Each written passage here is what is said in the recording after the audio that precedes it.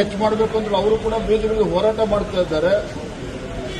ಆರೋಗ್ಯ ಕ್ಷೇತ್ರ ಏನಾಗಿದೆ, ಶಿಕ್ಷಣ ಕ್ಷೇತ್ರ ಏನಾಗಿದೆ, ಎಲ್ಲವೂ ಕೂಡ ನಾವು ಚರ್ಚೆನ ಮಾಡ್ತಾ ಇದ್ದೇವೆ.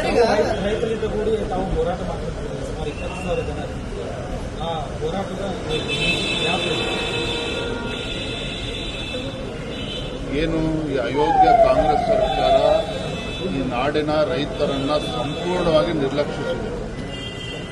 ಕಾಂಗ್ರೆಸ್ ಸರ್ಕಾರ ಇವತ್ತು ರಾಜ್ಯಕ್ಕೆ ಈ ನಾಡಿಗೆ 2 ತುತ್ತು ಅನ್ನವನ್ನು ಕೊಡ್ತಕ್ಕಂಥ ರೈತನ ಬಗ್ಗೆ ಯಾವುದೋ ಕಾಳಜಿಯನ್ನು ತೋರದೇ ಇರುವಂತಹ ಈ ದುರ್ವರ್ತನೆ ಏನಿದೆ, ಮತ್ತೆ ರೈತರ ಸಮಸ್ಯೆಗಳು ಎಲ್ಲವನ್ನು ತೆಗೆದುಕೊಂಡು ನಾಳೆ ದಿನ ಸುವರ್ಣಸೌಧ ಮುತ್ತಿಗೆ ಹಾಕುವಂತ ಕೆಲಸ ನಾವು ಮಾಡ್ತೇವೆ.